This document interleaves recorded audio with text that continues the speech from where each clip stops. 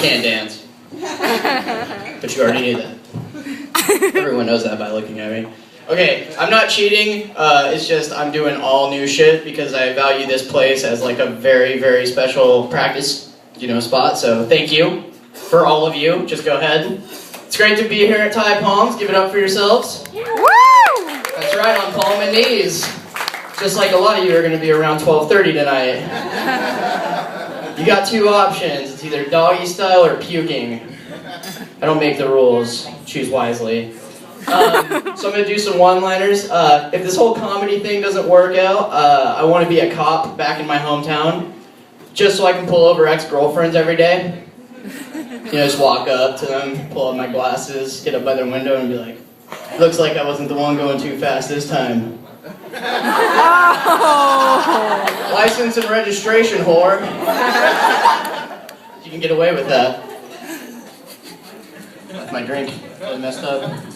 How many people are drinking here tonight? Yeah. Getting more fucked up than the Casey Anthony verdict? Yeah. That's pretty fucked up. Because I didn't know you could do a remix to OJ. That's really weird. You usually put an IST at the end of whatever people study, right? Like a scientist studies sciences, and a therapist studies therapy. I think that's really gotta suck for the guy who studies races. Or rape. It's a lot quicker the second time, right? I saw a girl pull into my apartment with a lifted truck, and I just thought, man, she must have the smallest dick ever. So this is what I look like. Like a virgin lumberjack, an abstinent crab fisherman.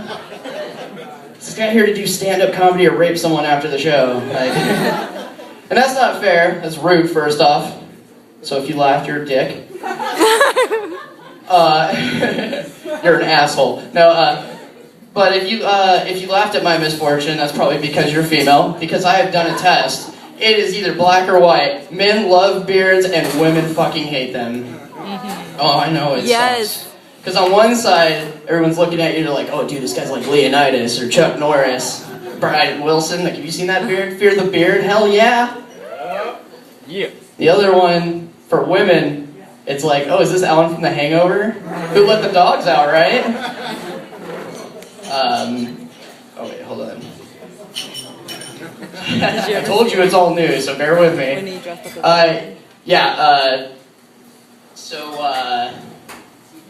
Do you guys, oh no. So, to go along with what I had to endure with my beard and women abuse of it, some woman looked at me on New Year's, she came up drunk, and she's like, your beard looks like a vagina. Do you know that your beard looks like a vagina? So I just took a swig of my drink and I was like, well then you need to shave, bitch. Because it's not the 70s anymore, Farrah. I'm not putting my Han Solo anywhere near your Chewbacca. Oh, God. Yeah, I know how to do that. Do you guys ever think that two pedophiles have met each other while stalking each other on Facebook? That'd be an awkward meeting, right? He shows up to the door, knocks on it, he's just like, he's got like a 6-pack of Smirnoff and like a creepy ass bow tie, and like a comb over, Buddy Holly glasses. I'm painting the picture for you. And he's knocking on the door, and he's just like, is Jennifer there? The other guy just goes, pony fucker 69. My little pony fucker 17, right? Yeah? Oh my god, this happens all the time. Oh, well, it has to. I mean, they have shows about it, And I was like, what do they do after that? They go out and have a beer and exchange war stories from the playgrounds that they stalk? It's like, so was that Boomers the other day? But no, I'm confused by it, But then I looked it up when I was high, because you have that kind of time. And they actually play 3 rounds of paper, scissors, rock. And the loser has to be on To Catch a Predator. And the winner has to be a Catholic priest or go coach at Penn State. Come on, guys.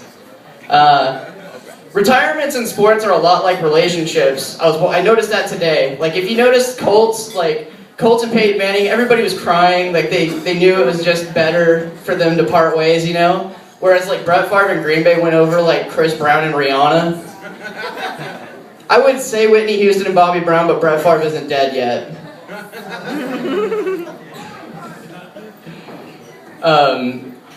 The other day, my girlfriend handed me her phone. She's like, baby, I need you to look something up for me. And that's like a huge step in a relationship, you know, and I was kind of an asshole. I started making fun of her by her recent searches on Google, because it was like all directions. She's terrible with them.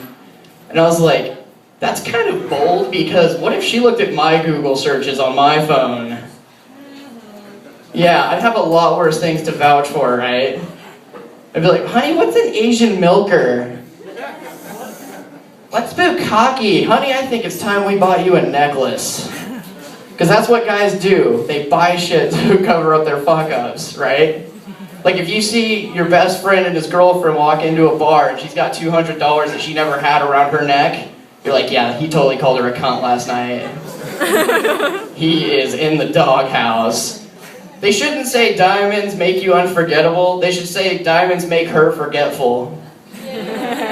Yay! I love that, thank you. That was cool. Never heard that before. If you guys didn't hear in recent news, Snooki is actually pregnant. Yeah, I know, right? Who would fuck her? That chick is half bridge troll and half not Italian. They said like she was Chilean, and I was like, I can't think of another actor or actress that's Chilean, and now we know why, because Snooki is the best looking one of them. That's messed up, right? But everybody, now, the due date is December 21st. Do you guys know what that is?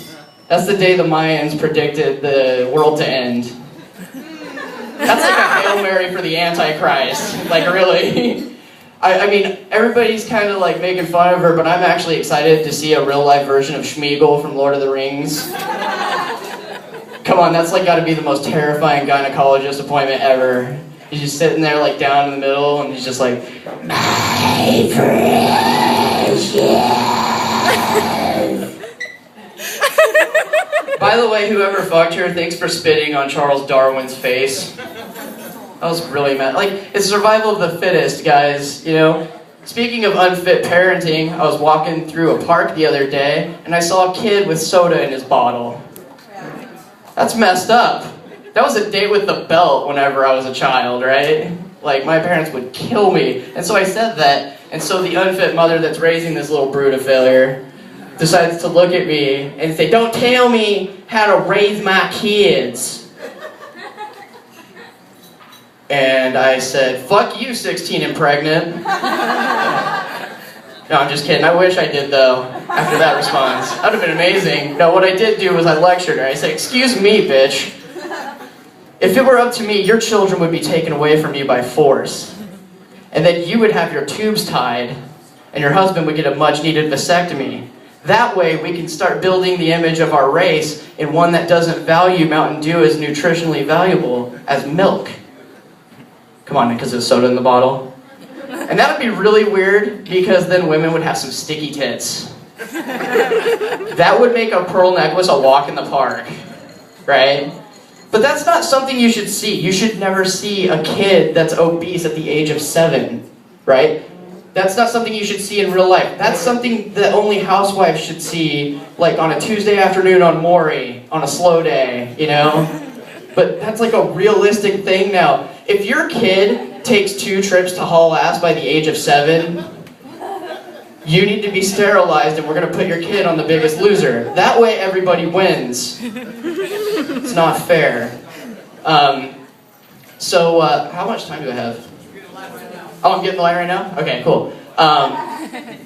What do I want to cover? Do one. I think I've already done all my jokes that I was going to do tonight, which is great. Awesome. Okay, cool. I'll do classics now. Anyways, so girls get kinky, and I didn't know that when I came to college. You know, it was totally different. Like, every girl has something, some deep, dark secret. Like, you walk in and one day it's like chains and whips, and the other it's handcuffs and like leather, and you just don't know what to do. But one time I walked in and a girl said, we should have anal sex on the first date. Yeah, you lifted your eyebrows. That's like a trap if I've ever heard one. Because anal sex shouldn't be called anal sex. It should be called poke and apologize for an hour. Because that's exactly what happens. And it's like the dumbest like thing you could ever... Do you want a glass of water? Can I fluff your pillow? Don't tell your dad. And, you know, I was freaked out, so I called my friend. I was like, Derek, this girl wants to have anal sex on the first night. He's like, Boydston, don't be a pussy. That's not what George Bush would want. At the time, he was president, so just gotta have that reference. And I was just like, all right, so I got back in there, and you know what? I hate anal sex because I've been walking funny for 2 weeks.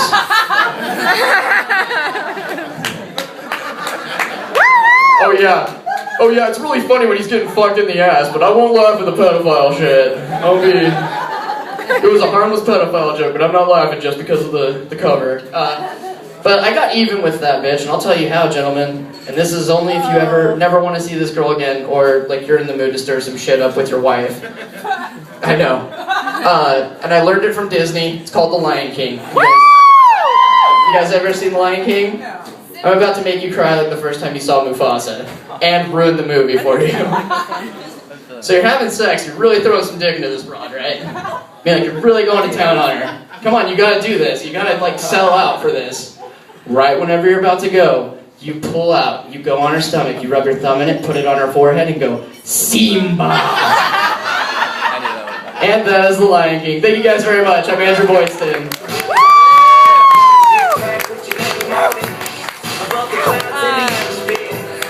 Say the words and we